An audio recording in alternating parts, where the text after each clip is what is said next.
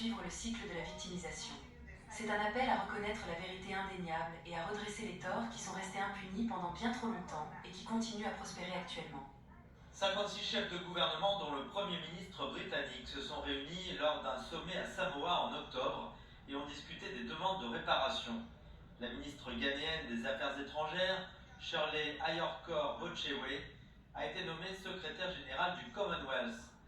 Ils ont convenu qu'il était temps d'avoir une conversation approfondie sur la justice réparatrice.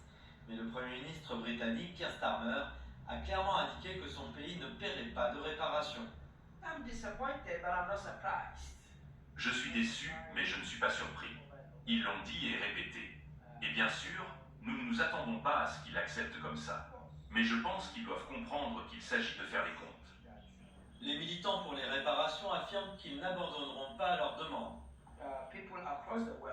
Partout dans le monde, les gens se réveillent pour dire que vous devez rendre compte de ce que vous avez fait.